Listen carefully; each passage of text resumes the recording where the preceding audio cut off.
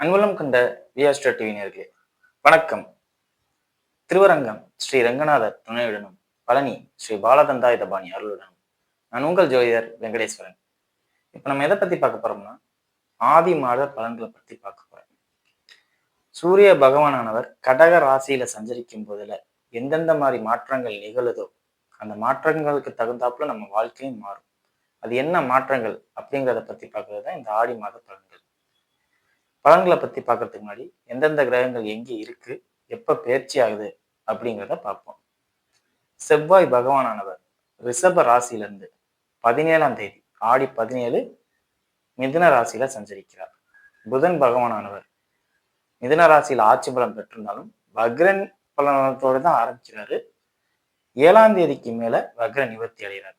20ஆம் தேதிக்கு அப்புறம் கடகத்துக்கு சஞ்சரிக்கிறார்.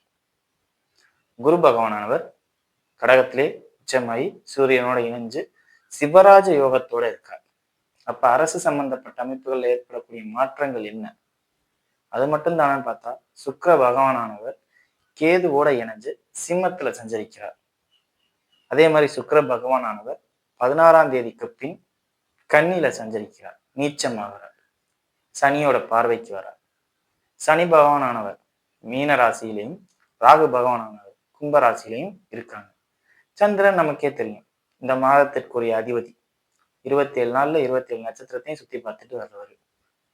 சோ இந்த அமைப்புகளால எந்த நிகழ்வுகள் நடக்கும்னு பார்த்தா, குறிப்பா அரசாங்கத்துல பெரிய பொறுப்புகள் இருக்கிறவங்க அவங்க பொறுப்பை உபயோகப்படுத்துவாங்க.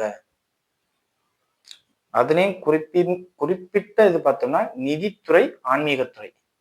ஏன்னா சூரியன் குருவோட சேருது. அப்ப பணம், நிதித்துறை சிறப்பாக இயங்கும், ஆன்மீகத்துறை சிறப்பாக இயங்கும் அப்படிங்கிற அமைப்பை சொல்லலாம். என்னன்னு சொல்ல போனா வாகனங்களால் அதிகப்படியான லாபத்தை ஈட்டக்கூடிய மாதம் இது. போக்குவரத்துனால பெரிய பெரிய லாபத்திற்குரிய அமைப்புகளை அரசாங்கம் இந்த காலகட்டத்துல பயன்படுத்தும் அப்படிங்கிறத சொல்லலாம்.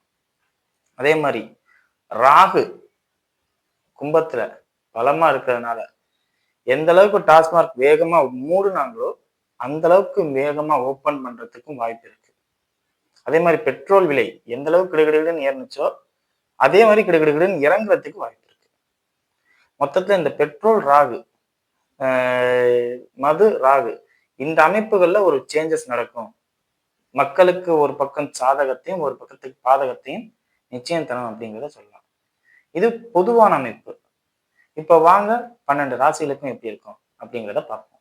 கன்னி ராசி என்பர்களே, ராசியாதிபதி ராசிக்கு 10ல் வக்ரம் பெற்று இருக்கிறார். 10ங்கிறதே பொதுவாக கர்மஸ்தானம். அப்படிங்கும் போதுல அங்கே இருக்கிறது கொஞ்சம் சிக்கல் தான். 7ஆம் தேதி வரையும் கொஞ்சம் கவனமா இருக்கணும் அப்படிங்கிறதே தான் நான் சொல்லுவேன். 7ஆம் தேதிக்கு அப்புறம் குரு உச்ச குருவோட சேர்றார், வக்ர நிவர்த்தியும் அடைகிறார். 7ஆம் தேதியில 17ஆம் தேதிக்கு அப்புறம் உச்ச குருவோட சேர்றார். 7ஆம் தேதிக்கு அப்புறம் வக்ர நிவர்த்தி அடைகிறார். ஸோ 7ஆம் தேதி வரையும் நீங்க கொஞ்சம் பொறுமையா இருந்தாலே எல்லாமே சக்சஸ் ஆகும் அப்படிங்கிறத சொல்லலாம். ராசியிலே சுக்கிரன் நீச்சமாகி சனியோட தொடர்பு கொள்றார் 17ஆம் தேதிக்கு அப்புறம். அப்போ 17ஆம் தேதிக்கு அப்புறம் உங்க லைஃப்ல நிறைய மாற்றங்கள் உண்டு அப்படிங்கிறதுல எந்த மாற்றமும் இல்லை அப்படிங்கிறத சொல்லலாம். குறிப்பா தந்தை வழி விஷயங்கள்ல நிறைய பாதிப்புகள் நிகழும். தந்தையாலே நிறைய பாதிப்புகள் நிகழும். அது உங்களுக்கு ஆதாயமாக மாறும். சிம்பிளா சொல்லணும்னா அப்பா அடிக்கிறது உங்களை வளர்க்கறதுக்கு தானே ஒழிய கெடுக்கிறதுக்கு இல்லை அப்படிங்கிறத சொல்லலாம். சனியும் சுக்கிரனும் நேரடி தொடர்பு வர்றது தந்தைக்கு முழங்கால் பாதிப்பை ஏற்படுத்தும், இல்ல தந்தை நோயாளியாக்கப்படுவார், இல்ல தந்தை உங்களை விட்டு பிரிய நேரிடும் அப்படிங்கிற ஒரு விஷயங்கள்லாம் நடக்கும். ரொம்ப கவனமா பார்த்துக்கணும். 2ஆம் அதிபதினு சொல்லக்கூடிய சுக்கிரன் நீச்சம் பெற்று சனியோட சேர்றது, சனியோட நேரடி பார்வை வர்றதுனால குடும்பமும் சிதைஞ்சு போறதுக்கான அமைப்புகள் நிறைய நடக்கும். தேவையில்லாத வாதங்கள், பிரச்சனைகள், உங்க வாயாலதான் எல்லா பிரச்சனையும் வரும். முடிஞ்ச அளவுக்கு வாய் பேசாம இருந்தாவே போதுமானது அப்படிங்கிறத சொல்லலாம்.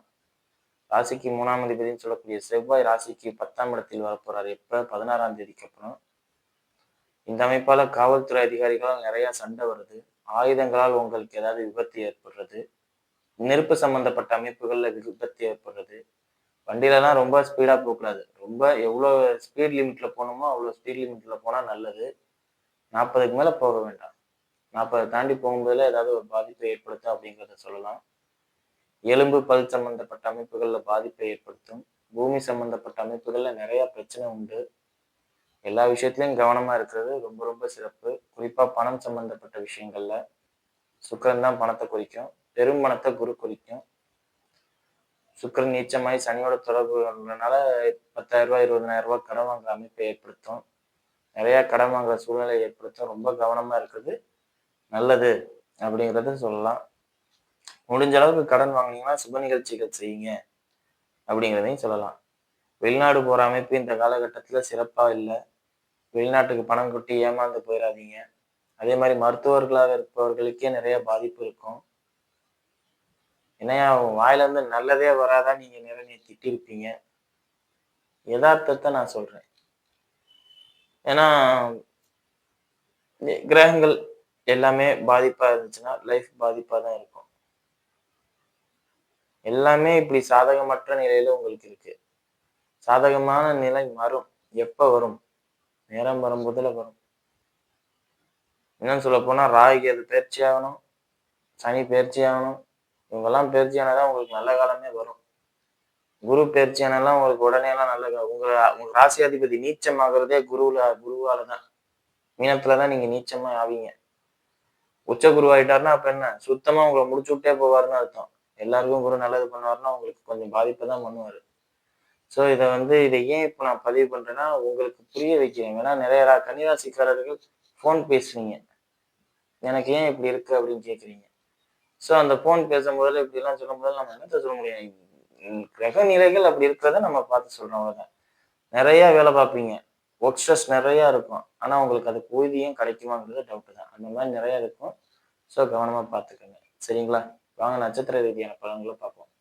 உத்திர நட்சத்திரக்காரர்கள். உத்திர நட்சத்திரக்காரர்களை பொறுத்தவரை திருமண அமைப்பு தான் கடுமையா பாதிக்கும். என்னன்னு சொல்ல போனா மனைவியை பிரிஞ்சு வாழ்ற அமைப்பு, இல்ல கல்யாணமே நடக்காது அப்படிங்கிற அமைப்பு, கல்யாணம் நடக்குமா அப்படிங்கிற பிரச்சனை, பெண்களால் பிரச்சனை, எதிர்பாலினத்தினால கடுமையான பிரச்சனை, எல்லாமே அந்த விஷயத்தாலதான். வேற எதாலையும் இருக்காது. வெளியில அதாவது ஒரு குறிப்பிட்ட நபர்கள்ட்ட மட்டுமே ஷேர் பண்ணக்கூடிய விஷயங்களால தான் உங்களுக்கு பாதிப்பே வரும். லவ் இந்த மாதிரி விஷயங்கள்ல. ஸோ அதை நீங்க தான் பார்த்துக்கணும். அது நீங்க கண்ட்ரோலா இருந்தா எல்லாம் கண்ட்ரோலா இருக்கும். நீங்க கண்ட்ரோலை மீறி போகும்போதுல எனக்கு இப்போ கிடைச்சிச்சா சந்தோஷம் அப்படின்னு போகும்போதுல எல்லாமே ஏட்டிக்கு புட்டியா மாறும். உத்திர நட்சத்திரக்காரர்களை பொறுத்தவரையும் பெண்களால் தான் இந்த காலகட்டத்தில் பாதிப்பை ஒழிய வேற யாராலையும் பாதிப்பு இல்லை. குறிப்பா திருமணமானவர்களாக இருக்கும் பட்சத்தில் மனைவி, திருமணம் ஆகாதவர்களாக இருக்கும் பட்சத்தில் காதலி, இல்லை எனக்கு எந்த பொண்ணோட கமிட்மெண்ட்டும் இல்லை அப்படிங்கிற வேதனை, ரொம்ப டிப்ரெஷன் ஆகி ஸ்ட்ரெஸ் ஆகி, இல்லை அலைன்ஸ் பார்க்க போற இடத்துல பெண்ணு பிடிக்கல, இல்லை ஆண் பிடிக்கல அப்படின்னு சொல்றதுனால ஒரு டிப்ரெஷன், இந்த மாதிரி விஷயங்கள் தான் நிறைய உங்களுக்கு நடக்கும். வேற எதுவும் நடக்காது. ஸோ இந்த காலகட்டத்துல திருமண அமைப்பே கொஞ்சம் தள்ளி வைக்கிறது நல்லது. திருமண அமைப்பு பத்தி பேசாம இருக்கிறதே நல்லது.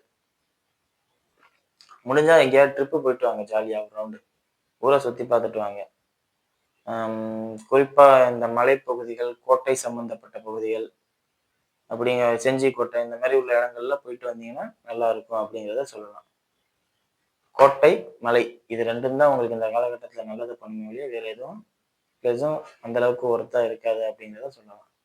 குகை பகுதிகள், குடைவரை கோயில்கள், பிள்ளையார்பட்டி உங்களுக்கு சிறப்பா பண்ணும் அப்படிங்கிறத சொல்லலாம். ஸோ இந்த மாதிரி போயிட்டு வந்தீங்கன்னா உங்களுக்கு நல்லா இருக்கும் அப்படிங்கிறத சொல்லலாம். சரிங்களா? அடுத்தது அஸ்த நட்சத்திரக்காரர்கள். அஸ்த நட்சத்திரக்காரர்களை பொறுத்தவரை நட்சத்திராதிபதினு சொல்லக்கூடிய சந்திரன் 27 நட்சத்திரத்திலையும் சுற்றுறவர்.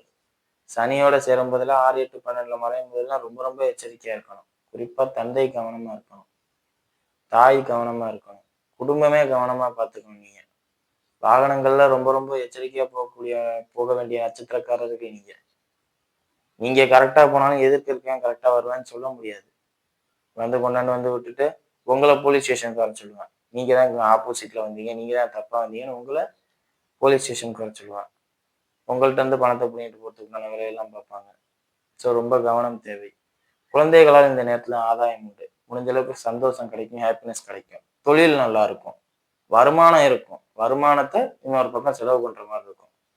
அதாவது உத்திரத்தை பொறுத்தவரை பெண்களால பிரச்சனைனா உங்களுக்கு லைஃப் நார்மலா போகும். ஆனா சுத்தி இருக்கிறவங்க வண்டியில போறது, அப்பா அம்மாவுக்கு செலவு பண்றது, கையில பணம் நிக்க மாட்டேங்குதுங்கிற பிரச்சனையா இருக்கும். மற்றபடி எந்த ஒரு பாதிப்பும் இல்லை. இன்னும் சொல்ல போனா தொழில்ல ஒரு மேற்படியான விஷயங்கள்லாம் உங்களுக்கு நடக்கும்.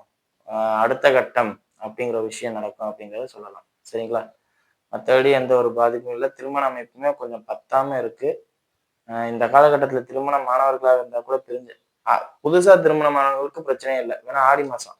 அப்படிங்கும்போது ஆட்டோமேட்டிக்கா பிரிஞ்சுருவாங்க. அது ஒரு பாதிப்பை தராது அப்படிங்கிறத சொல்லலாம். மத்த யாரா இருந்தாலும் நெறைய சிக்கல்கள் இருக்கும், சங்கடங்கள் இருக்கும். பார்த்துக்கங்க. சரிங்களா? அடுத்தது மிருகசீல சித்திரை நட்சத்திரக்காரர்கள். சித்திரை நட்சத்திரக்காரர்கள பொறுத்தவரை செவ்வாய் ராசிக்கு 9லேருந்து 10க்கு வரார். இது பிளஸ்ன்னு சொல்ல முடியாது, மைனஸ்ன்னும் சொல்ல முடியாது. 4ஆம் இடத்த 5ஆம் இடத்த பார்க்கிறார். லக்கணத்த ராசிய பார்க்கிறார். ராசிய சனி, செவ்வாய் சேர்ந்து பார்க்கும் முதலே அதிரடியான வேலைகள்ல இறங்குறது, சகோதர ஒற்றுமை சீர்குலையிறது, இந்த மாரி விஷயங்கள்லாம் நடக்கும். குறிப்பா கோர்ட்டு, கேஸ் வழக்குலலாம் பூமி சம்பந்தப்பட்ட அமைப்புகள்ல போய் மாட்டிக்கிறது. நெறைய வம்பு இது நடக்கும். அடிதடி நடக்கும். எந்த அளவுக்கு அமைதியா இருக்க முடியுமோ, அந்த அளவுக்கு அமைதியா இருங்க.